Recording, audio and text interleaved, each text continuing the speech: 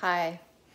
All right, good morning. So I just got back from the grocery store and I'm unpacking my groceries and I'm just stopping because I kind of had an epiphany, right? I think a lot about abandonment issues and why I feel so alone. I was never left as a child. I was never, abandoned as a child. I always felt love.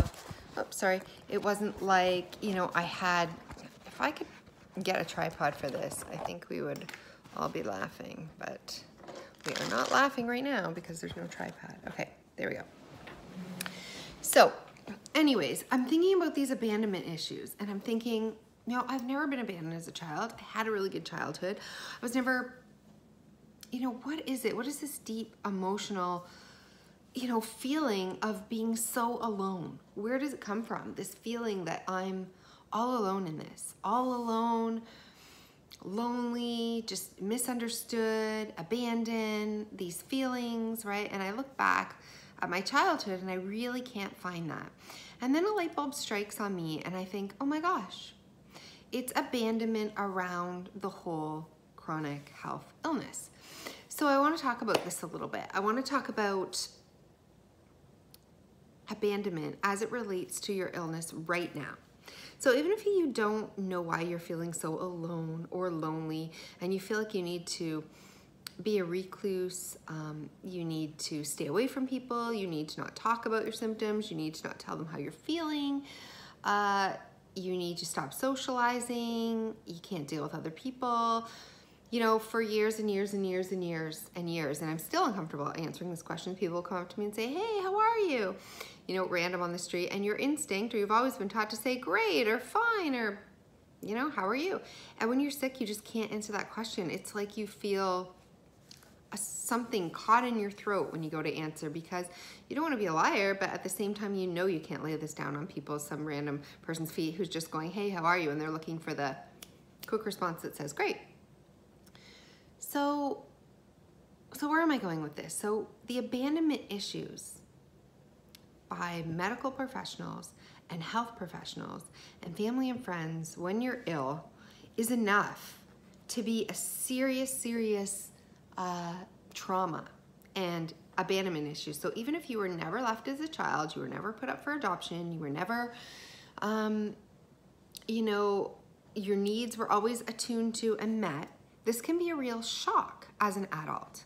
And it certainly was for me. It was real shock when I was sick and instead of everybody coming, to help, like all the people that I loved and thought loved me and that I would have been there for and that I'm always there for and that my whole family's always been there for, just started falling by the wayside, falling away, right? Family who I had depended on and counted on just stopped talking to me, started to avoid me. Now, this isn't a personal thing, but at the time I felt it personally.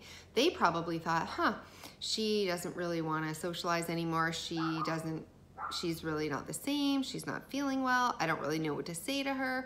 I don't really know how I can help. And maybe they're thinking good things about you. They're not thinking bad things about you, but you feel it as, oh my God, you're useless like this. I don't want to be around you like this. I don't love you anymore. And they take their time and attention away from you and they go away, right? They go away and you're left feeling like, oh my God, all these people who I thought were my tribe, the people who I thought were my community, the people who I thought were my family, that would always be there for me when something happens. Like when you envision your funeral, and this is very morbid, but this is how it felt for a very, very long time for me. All the people, you always imagine all the people coming out and supporting and being there and these hundreds of people and saying wonderful things about you and, loving you and showing the support for you and having this great memory of you and you leave this great legacy behind. And so I saw that when my mom passed away. I saw that happen. I saw people come, people write cards, people show up. All the people that were there, to say how great she was and all the memories. And when I started to get sick, in fact, I was really sick. I was close to death. I was almost dying. I felt like I was going to die any day now. And instead of seeing what I saw with my mom, which, you know, who had cancer, and it's a very acceptable disease. It's, you know, I hate to say that, but it's an acceptable disease, and it's a disease where people feel sorry for you. You haven't brought this on yourself. There's no shame or blame or guilt around it. And yeah, you just, you have all these people who come out. And anyways, the opposite happened with me, and people just left, stopped talking to me, stopped calling. You know, I virtually felt like I was so sick. I felt like I was standing, watching my own funeral, and nobody came. You know, nobody showed up. It was just like the 1 or 2 people who really, truly did love me standing there, and nobody else. So it was a very abandoning type feeling. And, you know, that is enough. That is some serious trauma to think I didn't mean anything. My legacy doesn't mean anything. You know, I'm not important. I'm not loved. I won't be remembered. Nobody cares. And it's a very, very disheartening feeling. Now take that one step further with medical professionals. So you're taught when you're younger to trust your doctor, to trust them. They will take care of you. They will be there. And when you're told by doctors like, I don't know what's wrong, I can't help you, like there's too much going on, you know, try this, try that. And when you stop kind of listening to doctors and you don't, you know, take all their medications or do the surgeries, they just stop caring. And there's nothing they can do for you, and they stop taking your calls, and they don't want to help, and you're left alone and you're left abandoned. But what can almost be worse is when you start going down the natural health road and you're going to doctors who are supposed to care. Naturopaths, holistic doctors, functional medicine doctors, hands-on healers, practitioners, therapists of all kind who are supposed to be, you know, looking beyond just what medical doctors can do and being there for you, to help you find the underlying root cause, to do whatever therapies or supplements or diets or protocols that they're suggesting, and then you will improve.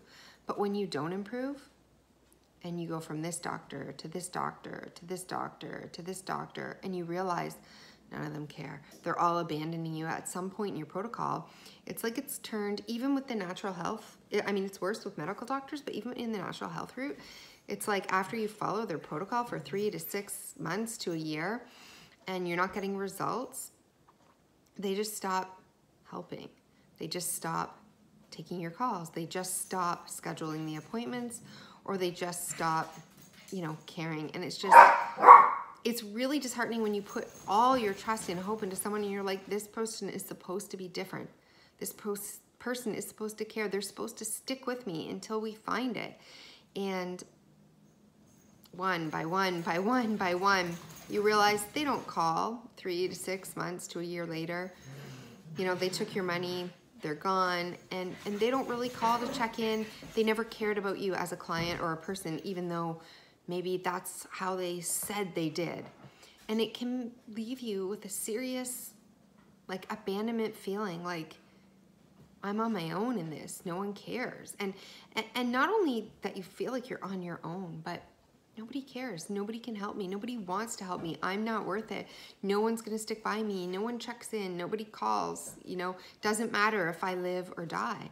And that type of feeling, that type of, it doesn't matter if I live or die. No, none of these practitioners would even know if I lived or died after I spent years, you know, with them. It can be so jarring, especially to somebody who had a good childhood, who was loved unconditionally, who had so much social support.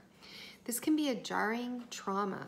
And so if you don't think that you've had trauma in the past, and you don't think that this is coming from childhood, it may not be.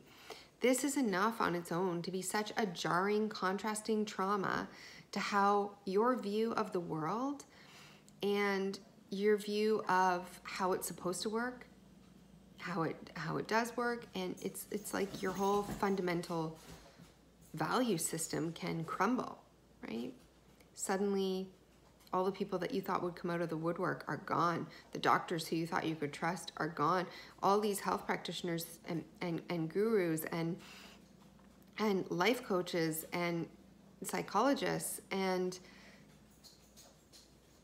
all these people, they're gone. They're gone. They fall by the wayside. They do not care whether you live or die. And that can be such a shock to your system. And we stuff that in and we try to get hope back and we go to the next person. But every time we get abandoned or we get left feeling like we don't matter and we're not loved, we're not cared for, we're not seen, we're not heard, and it truly, in the end, we're just a number or a patient or a person, and it really doesn't matter to anybody. We're left feeling so alone, so betrayed, so abandoned, so hurt, so sad, so angry, that we need to spend time excavating these feelings. We need to not just push them under the rug and go, well, they're doing the best they can. And like the politically correct way would be just to say, you know, I don't think they're a bad person and they never really meant to hurt me and they don't just really understand. And it's easy to make excuses and to just sort of brush it off. But these types of hurts need to be acknowledged. They need to be felt and they need to be excavated out of your body, because you do need to be sad, angry. You need to feel that emotion, that hurt, that pain, that grief, that raw anger and rage, and just, why did you leave me? Why don't you care about me? You know, that feeling, that personal heartache inside you, you need to feel it. You need to acknowledge it, and you need to journal terrible things about these people who you probably don't even feel terrible about, but you need to get out that inner child, that voice inside you, that 5-year-old tantrum child who wants to throw a tantrum on the floor and say, I hate you, I hate you. How could you leave me? How could you abandon me? I needed you there for me. I needed you to care. I would have done it for you. Like, I hate you. How could you leave me? And you need to acknowledge this for each and every single person. You might think, I don't even remember half the doctors, but for what you do remember, for the family, the friends, the practitioners, the doctors, the therapists, the functional medicine people, the yoga practitioner, anyone who you thought cared, and then just, you know, since there's nothing they can do. And these people really are not being malicious and they're not meaning to hurt you. It's just they really don't know what to do. And so they stop trying to help or stop communicating with you, or it's easier to avoid than it is to talk to you about painful things. But you need to feel this, because this type of abandonment issue can be enough to keep you stuck, can be enough to keep you sick, can be enough to make you feel like you're not worth getting better and that you have nobody to get better for. And that can be, you know, a paralyzing reason why we're not moving forward. So if this resonates with you in any way, do the emotional work around this. Really get in touch with all the people, all the experts, all the people who you put your trust in to save you or to love you or to be there for you, hold your hand, trusted them in some way and they broke that. You need to feel that and acknowledge that, and not take the lesson that you're in it on your own and there's only one person that can help yourself as you, and put all the pressure on yourself. It can be a very lonely, stress, pressure-induced road, but just you need to feel it so you can make room to go then and trust someone else, and not to have the hurt and the heartbreak keep piling up, because shutting yourself off emotionally and spiritually, physically, anything from help from somebody, at this point in your journey is not what you want to be doing. You do want to be opening yourself up, opening your heart up, learning how to trust again. But before you can do that, you really need to take some time and feel how hurt you are, feel how abandoned you feel how angry and sad and rejected and all the shame around that. And you really need to feel that, because it can be what's stopping you from taking the next level to getting healed and to forgiving yourself and to letting it go and to letting other people back in your lives again, and not being afraid to trust and talk and share and, you know, to belong again to a community, a family, to trust a practitioner, to take anyone's hand and trust them. So I hope this helps, and I hope that you will consider you know, really trying to do the emotional work on what it takes to heal this type of severe traumatic abandonment.